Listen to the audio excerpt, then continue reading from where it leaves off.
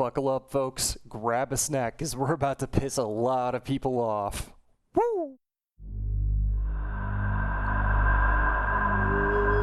Time to hit the theater. Alright, welcome gamers, come one, come all. Today we are diving into a hot topic. Today's topic is DEI isn't why games suck. Greed is. And yes, today we are playing Spider-Man Miles Morales, because I think it's quite fitting to make my point here, seeing as this is a very well-received game with New York's one and only Black Spider-Man. Now, lately I've been noticing that when a new AAA game comes out with some buzz around it, that said game, if it turns out to be a shit show of a buggy, soulless mess, you're gonna find a ton of comments around the videos on the internet circling around, like DEI ruined gaming, they went woke, or the radical left ruined my game. Or, they hired based on diversity instead of talent. That's pretty standard stuff these days. But yeah, take a look at some of these comments I was able to dig, and honestly, it did not take me long to find these. Yeah, feast your eyes on that glory. Oh yeah, but let's be honest here. I mean, do you really think your $70 or $80 or $90 game with all these paid cosmetic items sucks because the dev team isn't all straight white men, or because one of the main characters is a lesbian or is black or of another ethnicity? Sure, dude. Look, the reason modern games are big doo-doo these days isn't because of diversity. It's because billion-dollar companies have turned art into a cash machine. It's greed, plain and simple. That's all it is, baby. And the wild part? Some gamers are actually defending these companies, blaming diversity hires instead of CEOs, the real culprits.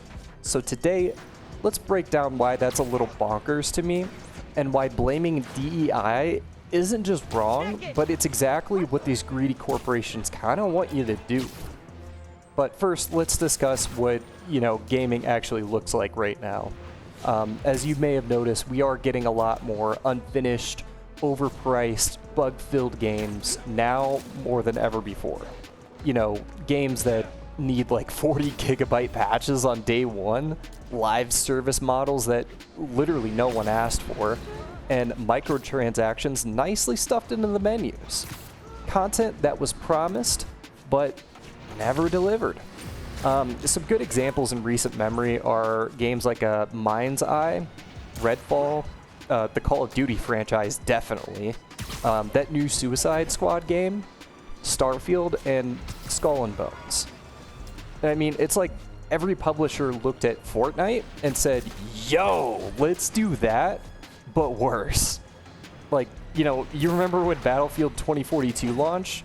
DICE gave us broken servers, half-baked maps, missing features, terrible optimization, like it was barely playable, and yeah, that one actually really hurt because I really wanted to like that game. But yeah, you remember Anthem? Or do you remember, the hype behind it? It was a gorgeous nothing burger with hardly any content. There was like no variety in missions, broken systems, you get the point. Or how about Overwatch 2? It was a sequel that was literally just an update last time I checked, with a quote-unquote extensive linear campaign that just never made it. So you can kind of see how the representation in these games isn't really the issue here. It's more about AAA studios releasing half-finished products to hit a financial quarter. It seems like they'll sacrifice a good idea to save time and hit that quota. They really kind of play us gamers for fools. The art of making games is replaced by the science of squeezing players dry. But, how did we get here? And why is every bad game getting blamed on wokeness these days, or being, too based, regardless of any actual diversity in the game or, the developers? The answer is pretty simple. To me, at least, it's that Outrage sells. Creators have definitely realized that this kind of content gets a lot of clicks, angry comment sections, drama, it gets shared around, that kind of stuff. This gives creators a big boost, and helps them make a lot of money and helps them gain popularity as well. And you know what? I think companies realize that they can weaponize this to bash their rivals. So honestly, I'm pretty sure they pay influencers to get in on that hate. And this is leading people to think there's a strong connection between a diverse cast or developer team and bad writing. But to be honest, those dots don't really connect. Like, bad writing has existed for a very long time.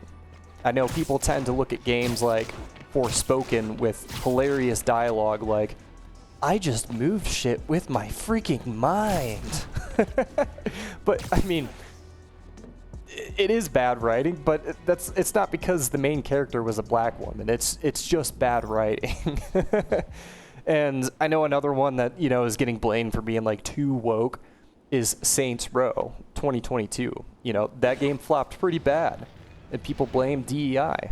But what really killed it was that it just wasn't fun. I mean, the gameplay was very outdated. They didn't really introduce anything crazy or new. The bugs were literally everywhere. And the jokes in that game were so bad and just kind of corporate feeling. Speaking of like bad corporate writing, like take a look at the new Escape game. Now, full disclaimer, I do get on that game and play, but to be honest, I can't even play that game without turning the music and the dialogue off.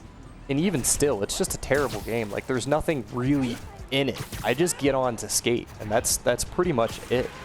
You know, and I can't help but feel like, you know, consuming the dialogue and consuming what the game has to offer is like the equivalent of eating 2-day-old McDonald's.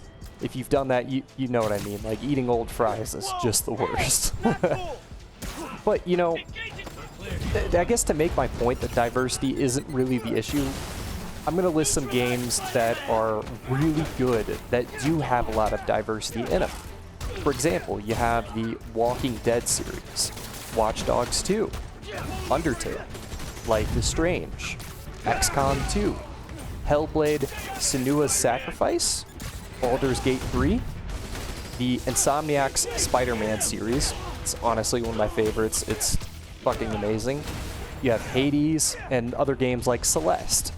And, you know, you also have, you know, like The Last of Us 2 featured queer characters and heavy emotional themes, and it's still won Game of the Year. And if you look at Baldur's Gate 3, it had incredible player freedom and the choice to create a very diverse cast of companions.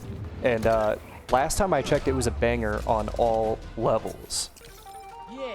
And Dragon Age Inquisition won Game of the Year, and it's a long-running series that has been known for its deep world building and inclusive character options, since before DEI was a common term in the industry.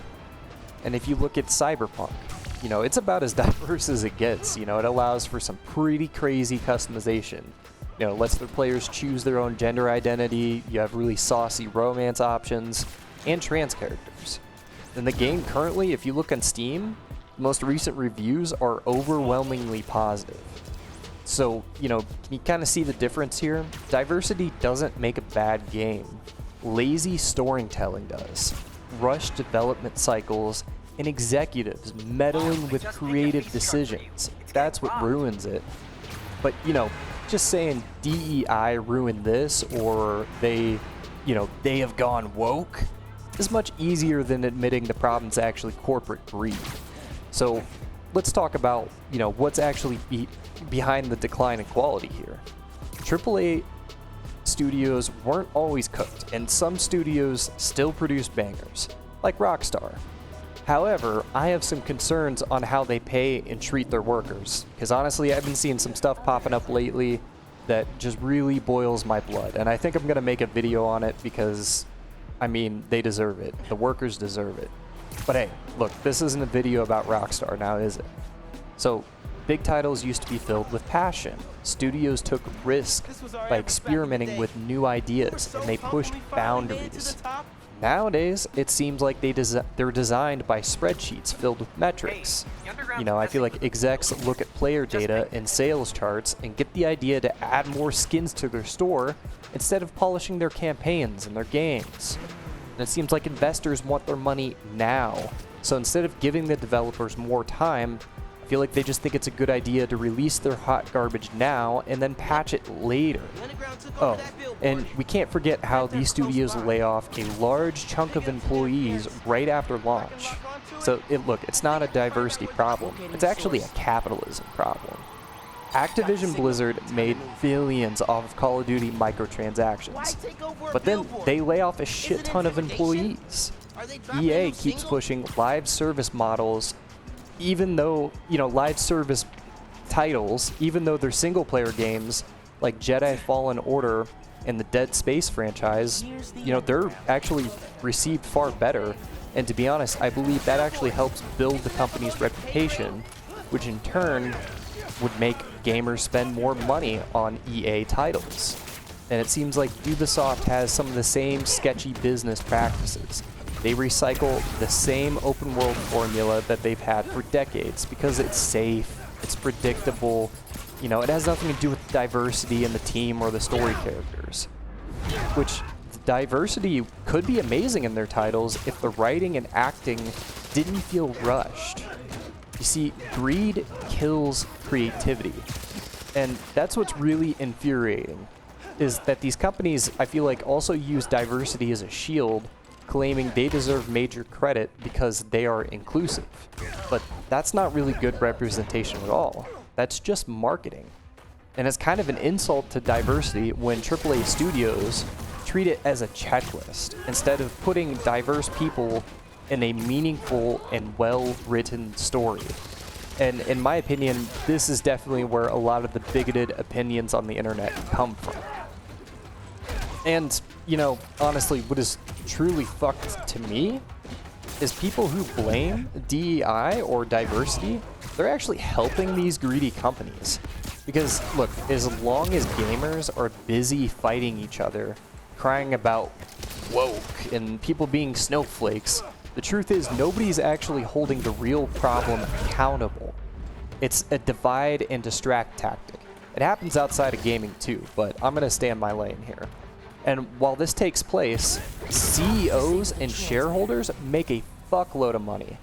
And when we're distracted, while leadership slashes development time in half or lays off their QA testers and outsources a ton of things they should be doing in-house, just so they can cut cost and not pay their workers, it's a great scapegoat. And it works.